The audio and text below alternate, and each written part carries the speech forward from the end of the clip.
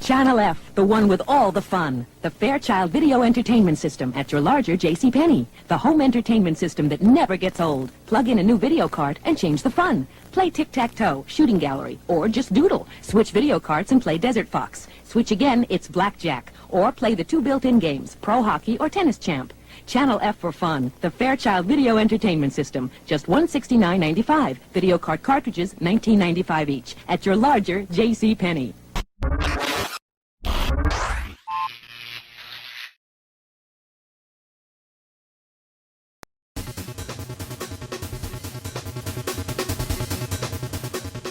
Last week I covered the latest and greatest entry in the Gran Turismo series, gracing the newest console hardware on the market. This week we're going back 46 years to the precise opposite end of the gaming timeline, and we'll take a look at the first game console to ever feature the replaceable ROM cartridge, the Fairchild Channel F.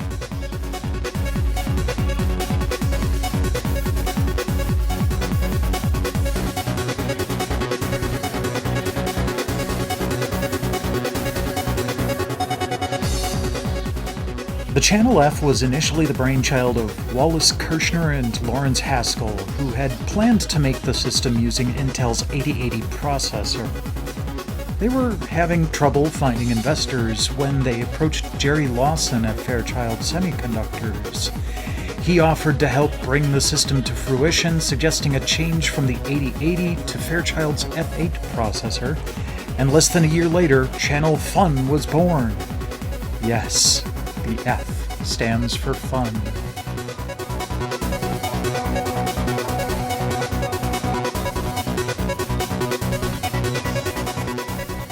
Everything is hardwired into the system, from the controllers to the power and RF output cables, so all one had to do was plug in the two cables and you're ready to go. You didn't even technically need to have any cartridges yet, as the Channel F had two built-in games immediately playable. Tennis was, well, Pong was still all the rage at the time, but I'm a bit of a fan of the hockey variation.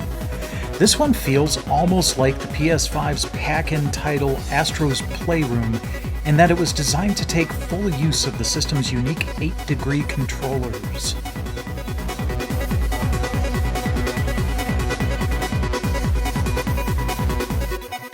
No, that's not 8-direction. 8 degrees. Each console is made to allow the usual X and Y motion, of course, but one could also twist the knob as well as press it or pull it for motions in just about any direction. A feature we wouldn't see in another controller until the ASCII 360 devices that released on PC and PlayStation 20 years later. In the case of the hockey game, you had full reign of the rink.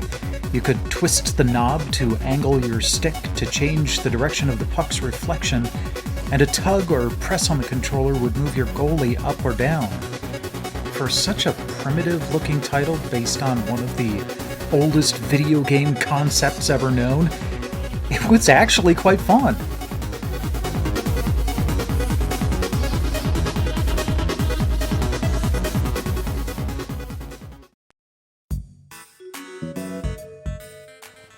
Now, when I first got my Fairchild, I was all excited and started recording some footage clips before possibly featuring it on a stream or other video, right up until it died.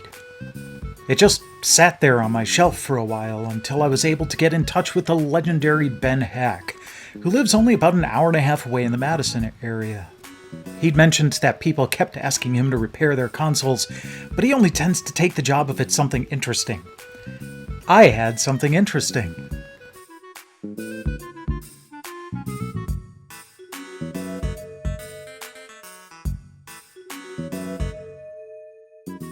He investigated and found a fault with the power supply, replaced it, and then also added an AV output in place of the RF cable at my request.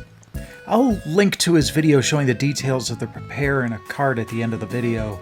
It's quite neat to see the innards of the system. Always fascinating to know the finer details of how electronic devices work, and it also has some good cat bits in it.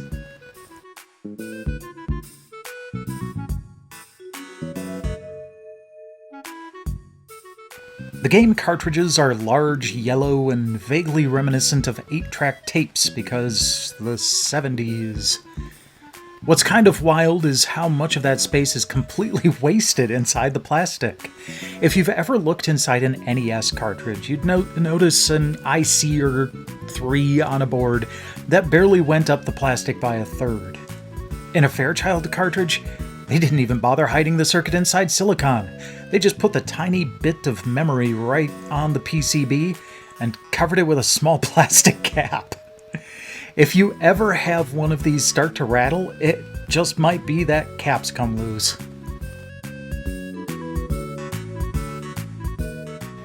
The games themselves are, well, quite primitive, and it's no surprise that they were outclassed by the Atari 2600 pretty quickly.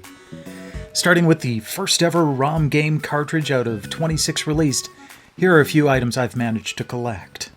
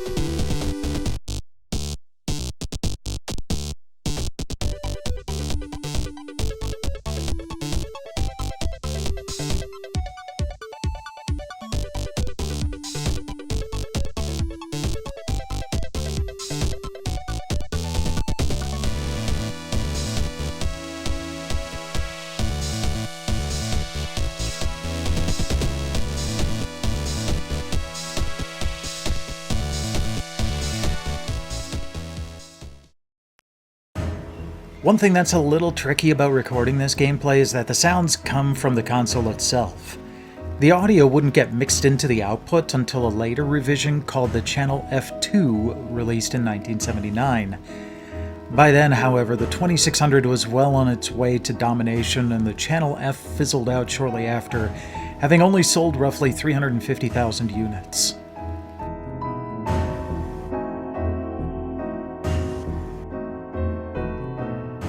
How about you?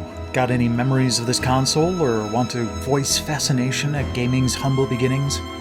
Let me know here in the comments below, or on Twitter at TesseractUnfold.